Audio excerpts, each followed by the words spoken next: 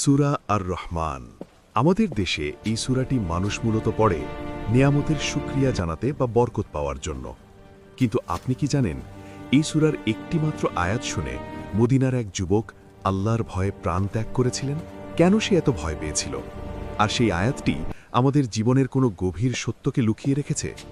চলুন আজ আমরা হারানো সেই সোনালী সময়ের এক বিস্ময়কর গল্প শুনি। ঘটনাটি খলিফা উমর ইবনুল খাত্তাব রাদিয়াল্লাহু এর সময়ের। মদিনার এক যুবক ছিল যার জীবন কাটত মসজিদে।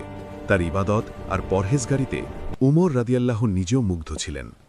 একদিন এশার নামাজের পর বাড়ি ফেরার পথে ওই যুবক এক বড় পরীক্ষার সম্মুখীন হয়। এক সুন্দরী নারী তাকে প্রলোভন দেখিয়ে নিজের ঘরের দিকে আহ্বান করে।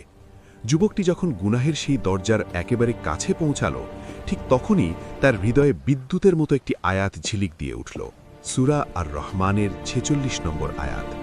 আল্লাহ বলছেন, ওয়ালিমান খাফা মাকামা রব্বিহি জান্নাতান, অর্থ, আর যে ব্যক্তি তার রবের সামনে দাঁড়ানোকে ভয় করে তার জন্য রয়েছে দুটি জান্নাত।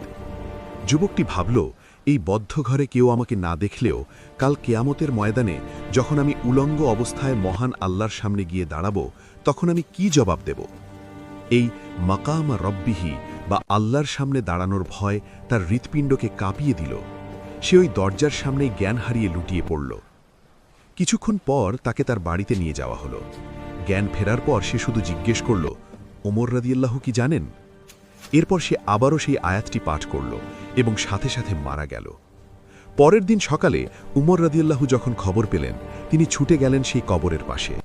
তিনি কবরের সামনে দাঁড়িয়ে চিৎকার করে বললেন, হে যুবক, আল্লাহ তো বলেছেন যে রবের সামনে দাঁড়ানোকে ভয় করে তার জন্য দুটি জান্নাত। তুমি আজ কোথায়? আশ্চর্যের বিষয় হল, কবরের ভেতর থেকে যুবকটির কণ্ঠ শোনা গেল, হে আমিরুল মুমিনিন, আমার রব আমাকে সেই দুটি জান্নাতই দান করেছেন।